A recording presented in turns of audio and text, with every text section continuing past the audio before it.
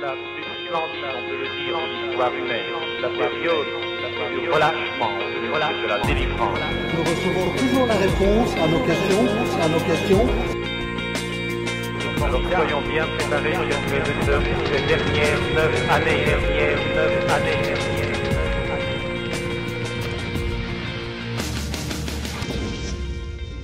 Bonjour, je m'appelle Alexis et aujourd'hui, on va découvrir ensemble 5 mythes, en tout cas idées reçues sur les témoins de Jéhovah. On y va. Mythe numéro 1, les témoins de Jéhovah sont des imbéciles. Faux, les témoins de Jéhovah ne sont pas des imbéciles. C'est un peu comme à l'extérieur. Vous allez avoir des gens qui sont très intelligents, des gens qui le sont moins, voire beaucoup moins. Et quoi qu'il arrive, c'est à peu près la même chose qu'en dehors des témoins de Jéhovah. Alors pourquoi les gens très intelligents, qui parfois ont fait des hautes études malgré les conseils de l'organisation, sont témoins de Jéhovah? Et pourquoi il y a des gens qui rentrent chez les témoins de Jéhovah alors qu'ils sont très intelligents, qu'ils ont des grandes capacités? Ça n'a rien à voir avec l'intelligence. Les gens qui rentrent chez les témoins de Jéhovah, entre guillemets, leur propre gré, ont en fait été manipulés. Alors pourquoi je parle de manipulation? Parce que les témoins de Jéhovah, les gens qui viennent aux portes, chaque semaine ils sont formés pendant des heures à faire ce qu'ils font pour venir aux portes et pour vous parler. Ils sont formés à des techniques de vente, c'est un peu ça, c'est exactement ça même, c'est de la vente. Et dans ces techniques, il y a des techniques de manipulation dont j'ai déjà pu parler dans d'autres vidéos. Je vous encourage à vous abonner à la chaîne et à aller voir mes autres vidéos. Comme par exemple la réciprocité, le fait de donner un petit quelque chose, le pied dans la porte, le doigt dans l'engrenage. C'est aussi une autre technique de manipulation que les témoins de Jéhovah utilisent. Et ils utilisent comme ça un cocktail de techniques de manipulation pour toucher certaines vulnérabilités. Alors quoi comme vulnérabilité? Ça peut être par exemple un deuil, un divorce, des difficultés au travail, perte d'un emploi, ce genre de choses, ou simplement un questionnement sur le sens de la vie, des questions existentielles, une recherche de spiritualité. Et les témoins de Jéhovah vont utiliser ces failles-là. D'ailleurs, quand ils viennent chez vous, la première chose qu'ils font, c'est qu'ils regardent dans votre jardin, ils regardent à votre porte, ils ne peuvent pas trouver des éléments, quelque chose qui vont pouvoir leur permettre de vous atteindre, de vous parler, et de vous parler de choses qui vous touchent vous personnellement. Voilà, donc c'est comme ça que les témoins de Jéhovah arrivent à trouver des gens qui sont très intelligents et que ces gens très intelligents rentrent chez les témoins de Jéhovah. Mythe numéro 2, les témoins de Jéhovah sont des pédophiles. Alors c'est faux, les témoins de Jéhovah ne sont pas des pédophiles. C'est une grosse généralisation qui est faite parfois par certaines personnes qui veulent descendre le mouvement et même par d'anciens membres de l'organisation. Mais c'est faux, les témoins de Jéhovah en général ne sont pas des pédophiles, tout comme tous les catholiques ne sont pas de pédophiles, même les prêtres catholiques ne sont pas tous des pédophiles. Voilà, donc on ne peut pas faire ce genre de généralisation. Ce qui se passe avec l'organisation des témoins de Jéhovah, est-ce qu'on peut critiquer par rapport à l'organisation des témoins de Jéhovah, est-ce que personnellement je fais assez souvent sur ma chaîne, c'est les politiques et les règles de l'organisation qui malheureusement protègent les pédophiles. Alors comment ça marche? Alors par exemple, vous allez avoir une règle qui s'appelle la règle des 2 témoins. Alors cette règle de 2 témoins, c'est quoi? C'est une règle qui est issue de la Bible et qui dit que pour pouvoir accuser quelqu'un de quelque chose, il faut avoir 2 témoins. Alors imaginez un peu une petite victime, un enfant de 8 ans par exemple qui a été abusé sexuellement par quelqu'un dans une congrégation des témoins de Jéhovah. Ils vont voir les anciens. Et ces anciens vont lui dire « Ah ben mon pauvre, t'as pas de témoins, donc on ne peut pas lancer une procédure, on ne peut pas lancer ce qu'ils appellent un comité de discipline religieuse ». Alors un comité de discipline religieuse, c'est une espèce de tribunal interne des témoins de Jéhovah. Et c'est comme ça que ça marche chez les témoins de Jéhovah, c'est réglé en interne. Et malheureusement, quand il n'y a pas de témoins, eh ben, ils ne peuvent rien faire, ils ne peuvent pas lancer un comité de discipline religieuse. Et les anciens ne sont pas tenus non plus de demander aux gens d'aller voir les autorités. Et ça, c'est aussi un deuxième problème qu'il y a, en tout cas une deuxième partie du problème de la culture chez les témoins de Jéhovah par rapport à ça, c'est qu'ils ont peur de l'extérieur. C'est-à-dire que tout ce qui est externe aux témoins de Jéhovah, c'est satanique, c'est mauvais, c'est mal. Donc du coup, les témoins de Jéhovah ne vont pas spontanément aller voir les autorités du monde, c'est-à-dire le monde extérieur, pour pouvoir parler de ces problèmes et avoir le pédophile en prison. De nombreux scandales éclatent partout dans le monde en ce moment, au Canada, en Australie, aux États-Unis, au Royaume-Uni, aux Pays-Bas, en Allemagne et dans d'autres pays encore. Ça explose dans tous les coins. Les témoins de Jéhovah sont sous les feux des projecteurs, à part malheureusement en France. Et c'est pour ça que les ex-témoins comme moi, on essaye de faire un gros travail à ce niveau-là et d'informer le public au maximum. Mythe numéro 3, et c'est celui qui va peut-être le plus intéresser les témoins de Jéhovah, c'est les témoins de Jéhovah sont persécutés. Alors est-ce vrai? Est-ce faux? Il y a du vrai et il y a du faux. Alors c'est vrai parce que depuis le début du mouvement, ils ont fait face à une opposition qui parfois s'est montrée extrêmement virulente, voire violente physiquement, comme par exemple au Malawi dans les années 60, où c'est une histoire de cartes de parti, et finalement les témoins de Jéhovah ont été vraiment persécutés à proprement parler. Ça a été le cas aussi par exemple au Canada, ça a été le cas dans bien d'autres pays. À l'heure actuelle, les témoins de Jéhovah sont par exemple interdits en Russie. Et on peut voir des images de temps en temps qui sont assez violentes de forces de l'ordre qui débarquent dans des salles du royaume, etc. Et c'est vrai qu'on peut à la limite parler, on peut carrément même parler de persécution et d'oppression.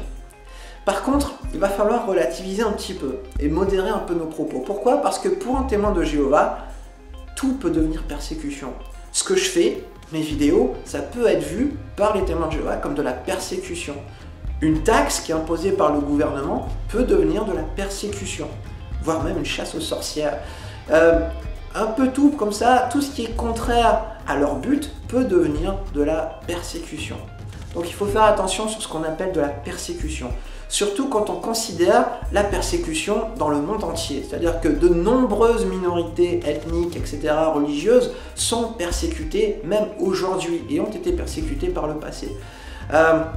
Encore il n'y a pas très longtemps, on a entendu régulièrement dans les informations une minorité, et c'était vraiment un vrai génocide. Et ça arrive encore malheureusement aujourd'hui, les génocides. Donc il faut raison de garder et il faut aussi mettre les choses en perspective sur ce que c'est que la vraie persécution. Par exemple, si on regarde sur la persécution des chrétiens dans le monde, malgré le fait qu'il y ait à peu près, je crois, 2 milliards de chrétiens dans le monde, ils sont malgré tout encore persécutés. Et rien qu'en 2007, plus de 3000 chrétiens ont été tués pour leur foi dans le monde. Donc pourquoi je veux relativiser? Pourquoi c'est important de relativiser? Parce que pour les témoins de Jéhovah, être persécutés, c'est un signe pour eux qu'ils ont la vérité absolue. C'est-à-dire qu'ils ont un complexe de persécution qui est tellement intense qu'ils vont déceler la moindre trace d'oppression ou de commentaires négatifs et le considérer comme de la persécution. Ce que je fais, mes vidéos, c'est de la persécution. Comme je l'ai dit, la taxe, ça peut être de la persécution, etc. Et c'est pour ça que c'est important de relativiser. Et de bien voir que oui, les témoins de Jéhovah sont en effet parfois persécutés, mais l'oppression, la plus grande oppression sur les témoins de Jéhovah ne vient pas de l'extérieur. La plus grande oppression sur les témoins de Jéhovah de base, elle vient du haut de la pyramide, de l'ordre théocratique, comme ils appellent ça, c'est leur hiérarchie. Et en haut de cette pyramide, il y a un petit groupe d'hommes qui s'appelle le collège central. Et en dessous d'eux, il y a toute une structure très complexe, très oppressante, qui est composée de plein d'hommes qui sont par exemple les surveillants de circonscription, les anciens, etc. Et en particulier donc au niveau local, les anciens exercent une vraie pression sur les témoins de Jéhovah de base. Ils sont là pour implémenter, faire respecter des règles qui touchent absolument tous les domaines. C'est-à-dire que ça peut être le travail, les loisirs, ce qui se passe dans la chambre à coucher, la façon de s'habiller, etc. Tout est absolument contrôlé chez les témoins de Jéhovah. Et ça va plus loin que ça, puisque les témoins de Jéhovah peuvent aller jusqu'à donner leur vie pour respecter les petites règles de l'organisation. Une de ces règles, c'est évidemment la transfusion de sang. Chaque année, il est estimé par certains docteurs qu'il y a plus de 1200 témoins de Jéhovah qui meurent en refusant une transfusion de sang. C'est-à-dire, imaginez un petit peu à travers les décennies, cette règle est là depuis 1945, le nombre de victimes qu'il y a eu parce qu'ils ont rejeté une transfusion de sang qui aurait pu les sauver. Donc vraiment l'oppression la plus importante, et je voudrais dire, on peut dire la persécution la plus importante sur les témoins de Jéhovah ne vient pas de l'extérieur, mais vient de l'organisation elle-même et du haut du panier, c'est-à-dire le collège central. Mythe numéro 4, les témoins de Jéhovah sont reconnus comme une religion en France. Faux! La loi de séparation de l'Église et de l'État de 1905 dit que l'État ne reconnaît aucun culte, aucune religion. L'État ne peut pas faire de distinction entre une religion et une secte en France. Par conséquent, les témoins de Jéhovah ne sont ni reconnus comme une secte, ni comme une religion officiellement en France. Donc c'est faux. Et finalement, mythe ou idée préconçue numéro 5, les témoins de Jéhovah doivent donner 10% de leur salaire à l'organisation. C'est faux. Alors en effet, il y a certains mouvements dans lesquels on doit donner une partie de son salaire obligatoirement à l'église, à l'organisation. Les dons sont purement volontaires. Alors je mets volontaires avec des guillemets parce qu'on en a parlé plus tôt, les témoins de Jéhovah sont contrôlés à tous les niveaux, ils sont manipulés, comme on a pu le voir précédemment, par de nombreuses techniques de manipulation. Alors ça ne veut pas dire que les témoins de Jéhovah ne donnent pas d'argent, au contraire, puisque régulièrement, le Collège central leur demande via des vidéos, par exemple sur le JW Télédiffusion, ou alors via des magazines comme La Tour de Garde, eh bien de donner régulièrement de l'argent. Même les enfants sont invités à sacrifier leur petite glace, leur cornet de glace, pour pouvoir envoyer de l'argent à l'organisation. Il suffit d'aller voir, il y a un dessin animé qui s'appelle Sophia et Caleb, ou Deviens l'ami de Jéhovah, sur leur site, et c'est assez frappant.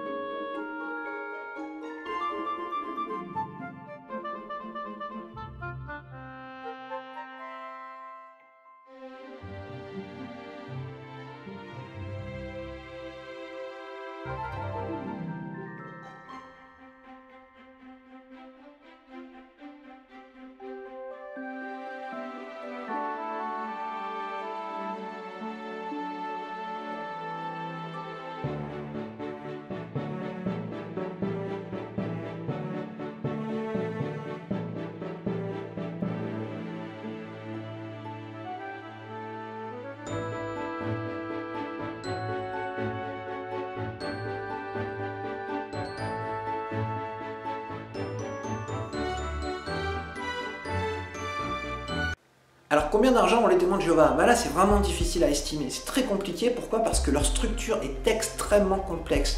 Les témoins de Jéhovah, c'est pas juste une organisation, c'est une organisation qui est faite de multiples organisations, d'associations, et franchement ça devient extrêmement compliqué. Alors comment on fait pour estimer vaguement le genre de capital dont disposent les témoins de Jéhovah? Déjà on peut regarder au bâtiment. Ne serait-ce qu'à Brooklyn, à New York par exemple, ils ont récemment vendu tous les bâtiments qu'ils avaient à Brooklyn, donc c'était le siège historique de l'organisation, et rien que ça, eh bien, ça leur a rapporté plus d'1 milliard de dollars. Dans de nombreux pays, ils ont des bâtiments qu'ils appellent des Bethel, ce sont des complexes, des espèces de villes dans les villes qui sont absolument énormes. Ils en ont dans de nombreux pays. Ils ont aussi à peu près 63 000 salles du royaume dans le monde. Ils ont aussi des salles d'assemblée qui peuvent parfois coûter une véritable fortune. J'en ai vu une aux États-Unis qui a coûté 10 millions de dollars. Et voilà, donc ils ont énormément de bâtiments, énormément de capital, en liquidité également. Mais encore une fois, c'est vraiment difficile de savoir les chiffres exacts. Ce qui est certain, c'est qu'ils ne manquent pas d'argent. Mais ça ne les empêche pas de régulièrement relancer les témoins pour qu'ils donnent et qu'ils donnent et qu'ils donnent et qu'ils donnent. Et s'ils ne le font pas, qu'est-ce qui se passe? Eh bien, s'ils ne le font pas, un témoin de Jéhovah sera considéré comme faible spirituellement. Puisqu'un témoin de Jéhovah doit donner de son meilleur à l'organisation, y compris ses biens mobiliers, y compris son argent, y compris même des legs dans certains pays en immobilier. Donc les témoins de Jéhovah sont invités constamment à donner de l'argent. Donc très peu de témoins de Jéhovah au final ne donnent jamais d'argent à l'organisation, même si techniquement ça serait possible.